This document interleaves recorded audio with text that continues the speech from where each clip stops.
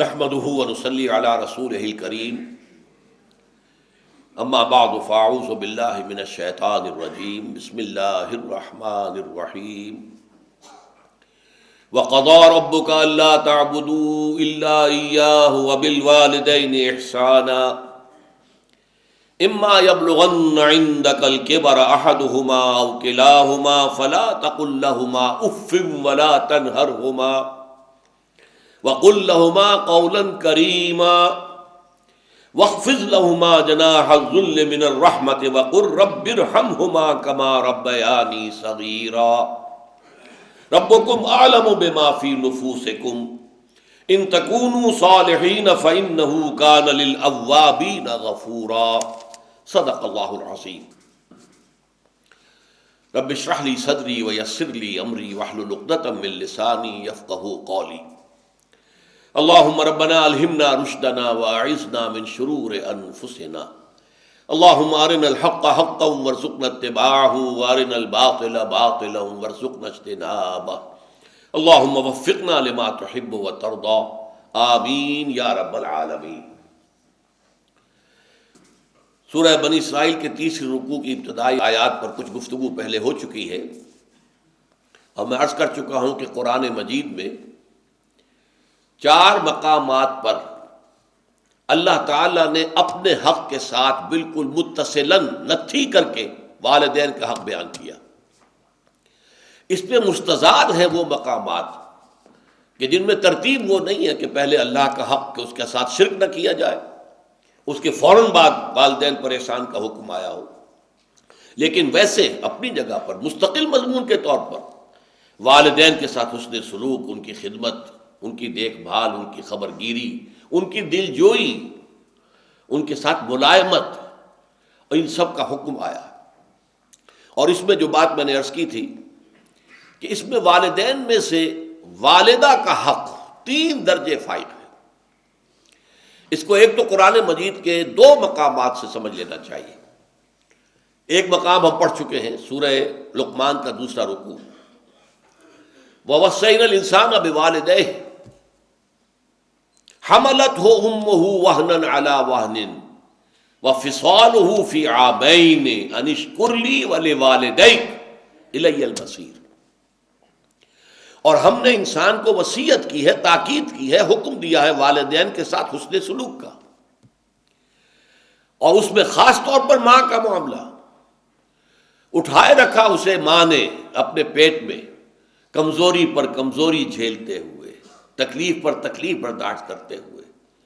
کیا کچھ بیتتی ہے عورت پر حمل کے دور میں، شروع میں تو نہیں، لیکن جو آخری ایام ہوتے ہیں، آخری چند مہینے جو ہیں، ان میں اس کا بڑا جو ہے پورے وجود جو ہے اس کے اوپر اس کا گہرا اثر ہوتا ہے۔ حملتہ امہ وہنا علی وہن، کمزوری پر کمزوری برداشت کرتے ہوئے، وفصالہ فی عامین، اور پیدائش کے بعد 2 سال تک وہ جوک کی طرح چمٹا رہتا ہے اس کی چھاتیوں سے، اور دودھ کی شکل میں عورت کے جسم کی توانائی جو ہے در حقیقت وہ منتقل ہو رہی ہے، ماں کے جسم کی توانائی منتقل ہو رہی ہے بچے کے جسم کو۔ اور 9 مہینے جو پیٹ میں رہا ہے تو براہ راست ماں کا خون ہے کہ جو اس کو پرورش دے رہا ہے، اور اسی کے ذریعے سے اس کی تمام جو ارتقاء ہو رہا ہے اس کا، اور اس کا یہ جنین کا درجہ بدرجہ بڑھنا، یہ در حقیقت ساری اس کے لیے توانائی اور اس کے لیے غذا وہ ماں کے خون کے ذریعے سے پہنچ رہی ہے۔ اب یہاں ظاہر بات ہے والدہ کا تو ذکر کر دیا، والد کا نہیں کیا، اس لیے کہ واقع بات یہ ہے کہ ہمارے وجود میں آنے میں جو ذریعہ ہے، اگرچہ اس میں والد کا حصہ ہے، نطفہ تو باپ کا ہے، لیکن یہ کہ اس میں جو مشقت جھیلتی ہے وہ ماں جھیلتی ہے۔ 9 مہینے کا حمل، اور پھر اس کے بعد دودھ پلانا۔ آج کل تو خیر دودھ پلانا کم ہو گیا، اگرچہ کتنی ریسرچز سامنے آ رہی ہیں کہ ماں کے دودھ سے بہتر کوئی دودھ نہیں ہے۔ جو بچے ماں کے دودھ پر پلتے ہیں وہ صحت مند ہوتے ہیں، بیماریوں سے بچے رہتے ہیں۔ عورتیں بھی جو نہیں بریسٹ فیڈنگ کرتی ہیں، اپنے بچوں کو دودھ نہیں پلاتی ہیں اپنی چھاتیوں سے، انہیں بیماری ہوتی ہے، کینسر زیادہ انہیں ہوتا ہے۔ بریسٹ کینسر جو ہے، چھاتیوں کا کینسر، وہ ان عورتوں کو زیادہ ہوتا ہے کہ جو اپنے بچوں کو دودھ نہیں پلاتی۔ اس کے باوجود ظاہر بات ہے آج کل جو تصور ہو گیا عورتوں کے اندر اپنے جسمانی چستی کو برقرار رکھنا، وہ در حقیقت اس کے لیے یہ سارے کے سارے کام کرتی ہیں۔ لیکن یہاں پر میں آپ سے عرض کر رہا تھا کہ والدہ کا حق جو ہے زیادہ فائق بیان کیا گیا۔ میں نے کہا تھا 3 درجے، وہ 3 درجے کا معاملہ وہ بعد میں آپ کو بتاؤں گا، وہ ایک حدیث نبوی کی روح سے ہے۔ لیکن یہاں یہ آ گیا کہ والدین کے حق میں، خاص طور پر ماں کے حق کے لیے، حملتہ امہ وہنا علی وہن وفصالہ فی عامین ان اشکر لی ولوالدیک۔ اللہ نے وصیت کیا کی کہ شکر کرو میرا اور اپنے والدین کا۔ اب یہاں دیکھیے پھر اللہ نے اپنے ساتھ بالکل متصل کر دیا ہے، شکر کرو میرا اور اپنے والدین کا۔ میں تمہارا خالق ہوں، حقیقی رازق میں ہوں، حقیقی رب میں ہوں، تمہیں پالنے پوسنے والا میں ہوں، پالنہار میں ہوں، سب کچھ میں ہوں، لہذا پہلے شکر تو میرا کرنا ہوگا، انشکر لی۔ لیکن یہ کہ عالم واقعہ میں میرے اس ربوبیت کا جو اظہار ہوا ہے، میری اس تخلیقی عمل کا جو اظہار ہوا ہے، وہ تمہارے والدین کے ذریعے ہوا ہے، تو انشکر لی ولوالدیک، اور اپنے والدین کا شکر ادا کرو۔ یہ بات میں نے بہت مرتبہ آپ کو بتائی ہے کہ قرآن مجید میں جو اہم مضامین ہیں وہ کم سے کم 2 مرتبہ ضرور آتے ہیں۔ چنانچہ دیکھیے سورہ احقاف کے اندر یہ مضمون دوبارہ آیا ہے، وَوَصَّيْنَا الْإِنسَانَ بِوَالِدَيْهِ وَوَصَّيْنَا الْإِنسَانَ بِوَالِدَيْهِ إِحْسَانًا، اور ہم نے انسان کو وصیت کی ہے، حکم دیا ہے، تاکید کی ہے اپنے والدین کے بارے میں کہ حسن سلوک اختیار کرو، ان کی خدمت کرو، ان سے محبت کرو، ان کی دلجوئی کرو، ان کے احساسات کو جو ہے ٹھیس نہ پہنچاؤ، ان کی امیدیں اور توقعات جو ہیں ان کو ٹھیس نہ پہنچاؤ۔ اب وہاں فرمایا حملتہ امہ کرہن ووضعتہ کرہا وحملہ وفصالہ 30 شہرا، اس کی ماں نے اسے اٹھایا رکھا تکلیف جھیلتے ہوئے، کرہن ووضعتہ، اور پھر اسے جو ہے جنا ہے۔ اب یہ جو عمل ہے پیدائش کا کس قدر تکلیف دہ ہوتا ہے عورت کے لیے۔ پچھلے زمانے میں تو آپ کو معلوم ہے کہ عورت کا وضع حمل کے بعد زندگی کو سمجھا جاتا تھا کہ نئی زندگی ملی ہے، اس درجے یہ پرخطر معاملہ ہوتا تھا۔ کتنی ہی ولادتوں کے معاملے میں پھر جو بخار ہو جاتا تھا، کیونکہ ہائیجین تو تھی نہیں، دائیاں آتی تھیں، گندے کپڑے گندے چیتھڑوں سے کام کر رہی ہیں، اس سے یہ کہ انفیکشن ہوتی تھی، اور پھر جو یہ بخار ہو جاتا تھا اس میں وہ تو انتہائی ڈیڈلی، اور پھر ظاہر بات ہے کہ وہ اینٹی بائیوٹکس بھی نہیں تھے کہ اس انفیکشن کا کوئی علاج کیا جا سکے۔ آج کل تو معاملہ بہت بہتر ہو چکا ہے، لیکن یہ کہ واقعتاً پچھلے زمانے میں چائلڈ برتھ کے بعد عورت کی زندگی ایک نئی زندگی ہوتی تھی۔ لیکن یہ کہ آج بھی تکلیف جو جھیلتی ہے، ویسے اب یہ اس میں بھی ایک معاملہ غلط ہو گیا ہے، اور وہ یہ ہے کہ تکلیف سے بچنے کے لیے آپریشن کا راستہ اختیار کیا جا رہا ہے۔ امریکہ وغیرہ میں، یورپ میں تو اس کا بہت رواج ہو گیا ہے، نہ عورت تکلیف جھیلنے کو تیار، اور ڈاکٹروں کے لیے آمدنی بہت ہے۔ آپریشن کرے گا یا کرے گی کوئی لیڈی ڈاکٹر تو اس کو آمدنی کتنی ملے گی؟ نارمل اگر ڈیلیوری ہے تو اسے کیا ملے گا؟ کچھ بھی نہیں۔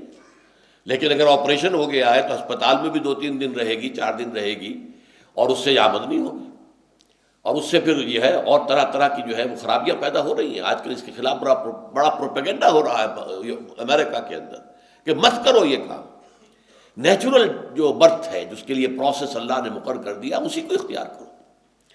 تو فرمایا وَوَصَّيْنَا الْإِنسَانَ بِوَالِدَيْهِ إِحْسَانًا حَمَلَتْهُ أُمُّهُ كُرْهًا وَوَضَعَتْهُ كُرْهًا وَحَمْلُهُ وَفِصَالُهُ 30 شهرًا، اور اس کو حمل اور پھر اس کو دودھ پلانا اور دودھ چھڑانا 30 مہینے، 2.5 سال، بلکہ اس سے بھی زیادہ کا وقت لگتا ہے۔ اب یہاں حدیث سن لیجئے کہ ایک صحابی نے حضور سے پوچھا کہ حضور، میرے حسن سلوک کا اولین مستحق کون ہے؟ آپ نے فرمایا تیری والدہ۔ میں نے پھر سوال کیا ان کے بعد کون؟ پھر فرمایا تیری والدہ۔ پھر سوال کیا ان کے بعد کون؟ پھر جواب یہی تھا تیری والدہ۔ چوتھی مرتبہ پوچھا ہے کہ پھر کون؟ تو فرمایا تیرے والد۔ یہاں سے در حقیقت وہ 3 اور 1 کی نسبت قائم ہوتی ہے اس حدیث کی روح سے۔ خدمت کا جہاں تک تعلق ہے، والدہ کی خدمت باپ کی خدمت سے 3 درجے فائق ہے فرمان نبوی کے مطابق، اور اس کی دلیل بالکل واضح ہے. انسان کے پیدائش میں اور انسان کے پھر ابتدائی زندگی کے اندر جو سختیاں ماں جھیلتی ہے باپ نہیں جھیلتا.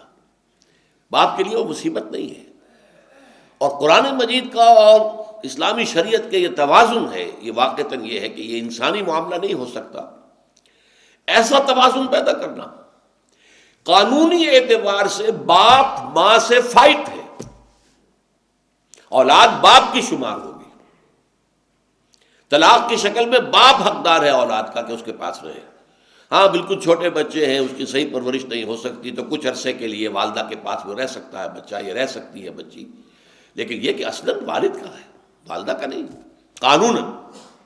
قانوناً حق جو ہے باپ کا فائق ہے، لیکن حسن سلوک، خدمت، ادب، کندھوں کو جھکانا، دلجوئی کرنا، اس میں ماں کا حق جو ہے باپ سے 3 درجے فائدہ. اس کے علاوہ وہ حدیث کہ الجنت تحت اقدام الامہات، جنت جو ہے وہ ماؤں کے قدموں کے نیچے ہے. ماؤں کی اگر خدمت کرو گے، ان کی دلجوئی کرو گے، ان کی بات مانو گے، ان کی خواہشات پوری کرو گے، تو تمہارے لیے گویا کہ اللہ تعالیٰ کی طرف سے جنت ہے. ایک حدیث میں حضور نے فرمایا بڑا ہی بدبخت ہے وہ شخص جس کے پاس اس کے والدین بڑھاپے کو پہنچ جائیں پھر بھی وہ جنت میں داخل نہ ہو. یعنی والدین کا بڑھاپے کی عمر کو پہنچ جانا ایک شور شارٹ ذریعہ ہے جنت میں داخلے کا. اس وقت بڑھاپے کے عالم میں ان کی اگر خدمت کرو گے، دلجوئی کرو گے اور ان کے ساتھ حسن سلوک کرو گے تو گویا کہ جنت میں داخلہ تمہارا جو ہے وہ انشورڈ ہے، پختہ ہے. تو بہت ہی بدبخت ہوا وہ شخص جس کے والدین اس کے پاس بڑھاپے کی عمر کو پہنچے اور پھر بھی وہ جنت میں داخل نہ ہوا. تو جیسا کہ میں نے عرض کیا تھا کہ سورہ بنی اسرائیل کی یہ آیات جو ہے، ویسے تو یہ مضمون قرآن مجید میں بہت مرتبہ آیا ہے، لیکن یہ ہے کہ یہ اس کا کلائمیکس ہے، ذروہ سلام ہے، یہ چوٹی ہے. لیکن اب دیکھیے یہ قرآن مجید کے توازن کی بات ہے. حقیقت، ریئلزم، ایک طرف آئیڈیلزم ہے، ایک طرف ریئلزم ہے. آئیڈیلزم تو میں نے بیان کر دیا، اب ریئلزم کیا ہے؟ ریئلزم میں یہ بھی ہے کہ والدین جب زیادہ بوڑھے ہو جاتے ہیں تو وہ گویا کہ بچے بن جاتے ہیں، ضدیں کرتے ہیں. فرض کیجئے کسی ایک بچے پر ان کی زیادہ شفقت ہے، چاہتے ساری جائیداد اسی کے نام کر دیں، حالانکہ یہ بہت بڑا گناہ کا کام ہے. اختیار تو ہے لیکن یہ کہ دوسرے وارثوں کو محروم کر دینا بہت گناہ کا کام ہے. اللہ تعالیٰ کے یہاں اس پر بڑی سخت پکڑ ہو جائے. پھر یہ کہ بچوں پر دباؤ ڈالنا کہ یہ کام ضرور کرو. اب آپ کو معلوم ہے کہ یہ کام درست نہیں ہے، صحیح نہیں ہے، لیکن جیسے کہ میں نے ایک مفصل تقریر کی تھی اور تازہ میثاق میں وہ شائع ہو گئی ہے، وَمَن نُعَمِّرْهُ نُنَكِّسُ فِي الْخَلْقِ. سورہ یاسین کی یہ بڑی اہم آیت ہے جس کو ہم زیادہ عمر دے دیتے ہیں، معمر کر دیتے ہیں، جو ضعیفی کی حد کو پہنچ جاتے ہیں تو ان کی خلقت میں کمی ہو جاتی ہے. یعنی ان کی جو خلقی طور پر جو ان کے اندر صلاحیتیں ہوتی ہیں، قوتیں ہوتی ہیں، ان کی ذہنی صلاحیتیں ختم ہو جاتی ہیں. ایک تو خاص عمر وہ ہے جسے ارذل العمر کہا گیا ہے، لیکن لا یعلم من بعد علم شیئا. یادداشت میں تو کمی ہونی شروع ہو ہی جاتی ہے، سبھی کی کمی ہوتی ہے. لیکن ایک مرض آج کل آپ کو معلوم ہے کہ الزائمرز ڈیزیز اور ڈیمنشیا، یہ 2 ایسی ڈیزیز ہیں کہ بالکل انسان کا حافظہ ختم. اب ریگن ابھی تک زندہ ہے لیکن پڑا ہوا ہے، جیسے کہ جس کو آج کل کہا جاتا ہے کہ وہ ہیومن ویجیٹیبل ہے. جیسے کہ اب ککڑی ہے، اگر آپ نے اس کو نہیں اتارا ہے اس کی بیل سے بڑھتی جائے گی، بڑھتی جائے گی، بڑھتی جائے گی، بڑھتی جائے گی. وہ ایک ویجیٹیبل کا پروسیس ہے. اسی طریقے سے انسان جو ہے اس کے وائٹل پروسیسز جو ہیں ان کو آپ سپورٹ کرتے رہیے، وہ جیتا رہے گا، جیتا رہے گا. ہوش و حواس ہے نہیں. بہت عرصے تک تو اس کا حال یہ ہو گیا تھا کہ صرف اپنی بیوی کو پہچانتا تھا. نینسی ریگن غالباً نام تھا اس کا. اب تو حال یہ ہے کہ وہ بیوی کو بھی نہیں پہچانتا. یہاں بھی ہمارے دوستوں میں سے ایک صاحب ہوتے تھے، ریلوے کے اندر ملازم تھے، ان کے بارے میں مجھے حال بھی معلوم ہوا کہ ان کا حال یہی ہو چکا، کسی کو نہیں پہچانتے، کسی کو نہیں پہچانتے. تو بڑھاپا جب آتا ہے تو ایک تو یہ کہ بچوں کی سی عادتیں جو ہے ان میں پروان چڑھ جاتی ہیں. اب آپ کو معلوم ہے کہ ان کو ڈائبٹیز ہے، میٹھی چیز کھانا ان کے لیے زہر ہے، وہ ضد کر رہے ہیں میں نے کھانی ہے، کیا کریں گے آپ؟ کسی وقت ہوتا ہے کہ آپ سختی سے بھی روکتے ہیں، ان کی بھلائی کے لیے روک رہے ہیں، اب وہ کسی ایسی بات کی ضد کر کے بیٹھ گئے کہ جو آپ کے خیال میں درست نہیں ہے، مناسب نہیں ہے، تو آپ کو ان کی حکم عدولی کرنی پڑے گی۔ ہو سکتا ہے کسی وقت سختی بھی کرنی پڑے۔ یہ ہے اب جو آئیڈیالزم کے مقابلے میں ریئلزم ہے، اس پر دل کے اندر ایک بندہ مومن نے جب دیکھا یہ ہے کہ اصل تو اللہ نے حکم دیا ہے کہ اما یبلغن عندک الکبر احدہما او کلاہما فلا تقل لہما اف ولا تنہرہما وقل لہما قولا کریما واخفض لہما جناح الذل من الرحمہ وقل رب ارحمہما کما ربیانی صغیرا۔ اب میں کیا کروں؟ میرے والد نے یہ بات جو اس کی ضد کی ہوئی ہے، اور کس طریقے سے جو ہے وہ اپنی بات جو ہے منوانا چاہ رہے ہیں، حالانکہ وہ بات صحیح نہیں ہے، مناسب نہیں ہے، تو اس صورت میں اگر آپ کو کسی وقت کچھ سختی بھی کرنی پڑے تو اول تو یہ نوٹ کیجئے کہ اس سختی کے انداز میں بھی نرمی ہونی چاہیے۔ ابا جان یہ کام نہیں میں کر سکتا، یہ نہیں کہ آپ جھڑکیں، بس یہ امی جی یہ کام میرے لیے ممکن نہیں ہے، آپ مجھے شرمندہ نہ کریں، میں یہ کام نہیں کر سکتا، بڑے ایک لجاجت کے انداز میں ان سے بات کی جائے۔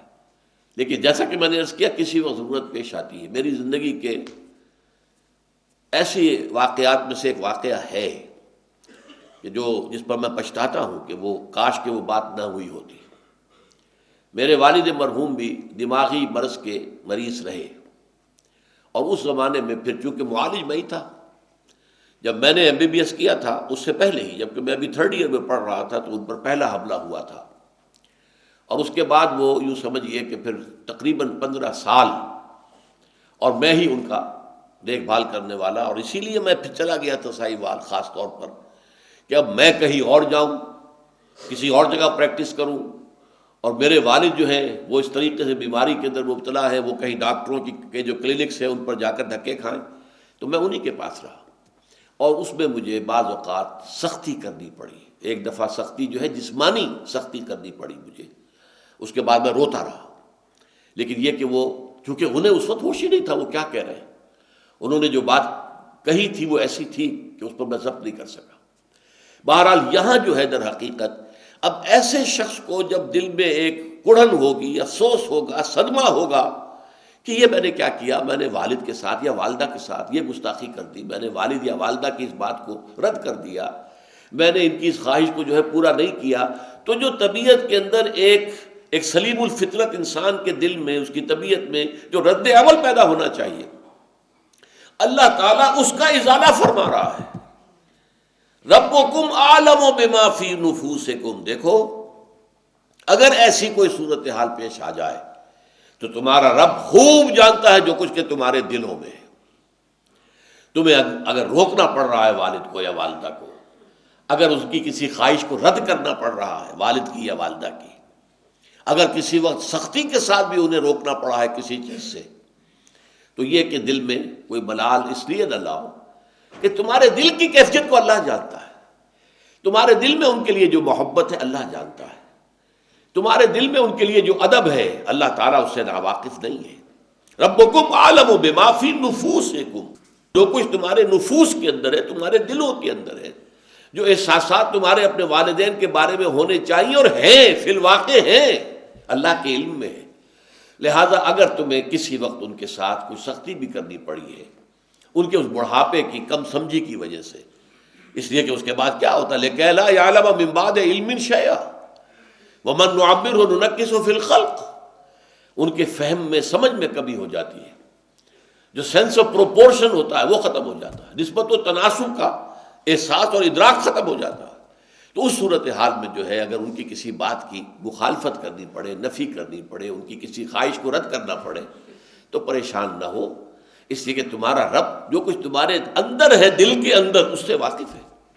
اگر تمہارے دل میں ان کے لیے محبت ہے، ان کے لیے شفقت ہے، ان کے لیے خیر خواہی ہے، تم ان کے لیے ان کی خدمت کرنا چاہتے ہو، دلجوئی کرنا چاہتے ہو، لیکن حالات کے جبر نے کہیں کسی معاملے کے اندر تمہیں ایک مختلف طرز عمل اختیار کرنے پر مجبور کر دیا ہے، تو اس کے اوپر پریشان ہونے کی ضرورت نہیں ہے۔ انما الاعمال بالنیات، اس لیے کہ حدیث جو ہے جس حدیث سے کہ اکثر محدثین نے جو بھی مجموعے مرتب کیے تو پہلی حدیث یہ لائے ہیں حضرت عمر رضی اللہ تعالی عنہ سے جو مروی ہے، انما الاعمال بالنیات وانما لکل امرئ ما نویٰ، تمام اعمال کا دار و مدار نیتوں پر ہے، اور ہر شخص کو وہی کچھ ملے گا جس کی اس نے نیت کی ہوگی۔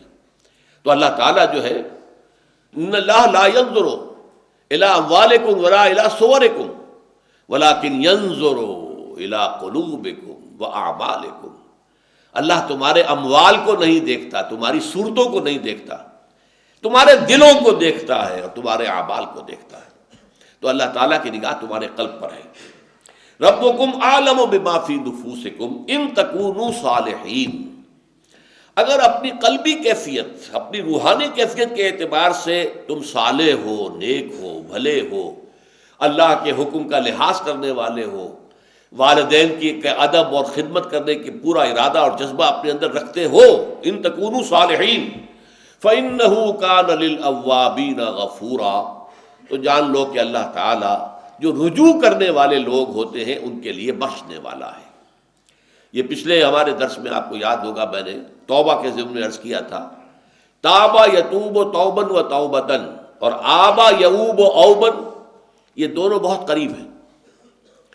توبہ پلٹنا، لوٹنا، گناہ کو چھوڑ کر اللہ کی طرف رجوع کرنا، اس سے مغفرت چاہنا، عزم کر لینا پکا کہ اب یہ کام دوبارہ نہیں کروں گا، اللہ بخش دے۔ اور آبا یعوب و اوبن بھی ہے پلٹنا، رجوع کرنا، جس کے لیے بہترین یاد رکھنے کے لیے آپ کو میں نے دعا بتائی تھی کہ اگر آپ کہیں سفر سے واپس آ رہے ہیں یا آپ بازار میں بھی گئے تھے تو اس سے واپس گھر میں داخل ہو رہے ہیں، تو آئبونا تائبونا لربنا حامدون، ہم واپس آ رہے ہیں، لوٹ رہے ہیں، آ رہے ہیں، اپنے گھر میں داخل ہو رہے ہیں اور توبہ کرتے ہوئے، پروردگار کی طرف رجوع کرتے ہوئے آ رہے ہیں۔ یہاں دونوں جمع ہو گئے، آئبونا تائبونا لربنا حامدون، اور اپنے رب کے لیے حمد اور ثنا کرتے ہوئے ہم لوٹ آئے۔ اسی سے یہ بنا ہے اواب، یہ فعال کے وزن پر، یہ گویا کہ مبالغے کا صیغہ، بہت ہی زیادہ رجوع کرنے والے۔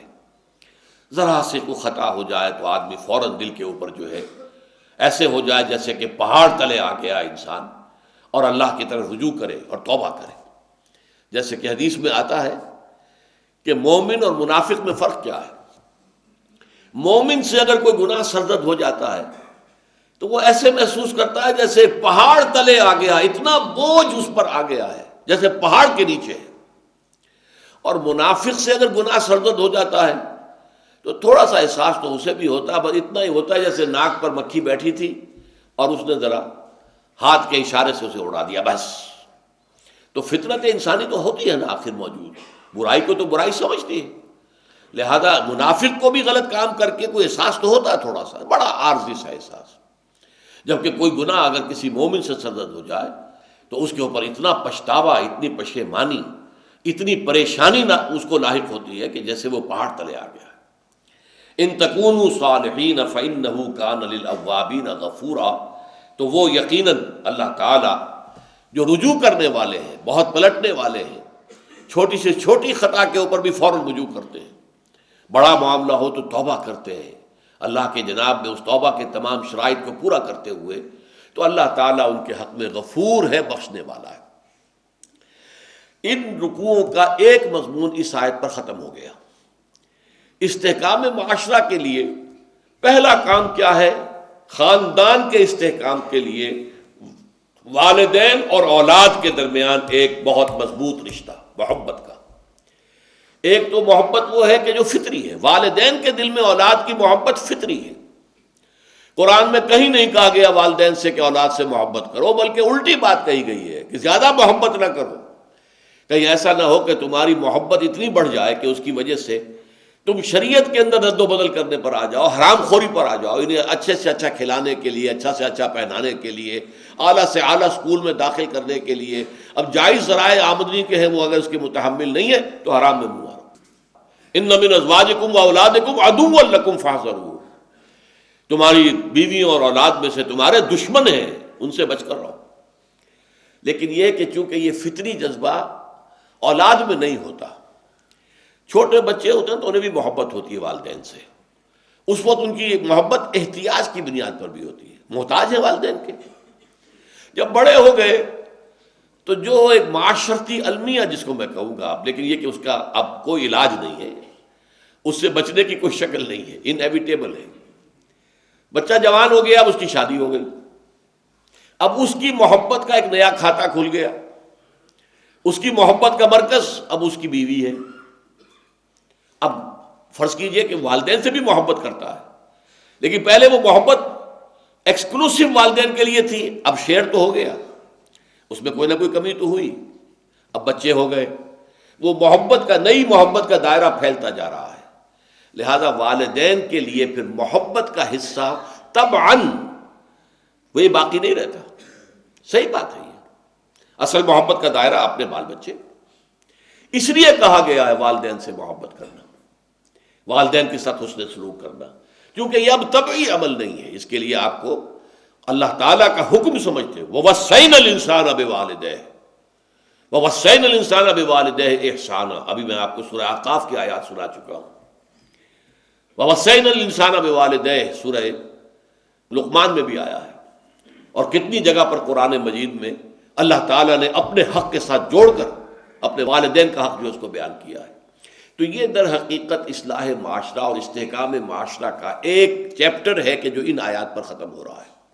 وہ یہ ہے کہ والدین کے بعد رشتہ داروں کا ایک دائرہ آتا ہے، ذل قربا، ذوی القربا، وہ لوگ جو قرابت دار ہیں، ان کے ساتھ حسن سلوک، یا معاشرے کے جو محروم طبقات ہیں، للسائل والمحروم، ان محروم طبقات کا خیال کرنا، یہ گویا کہ دوسرا دائرہ ہے۔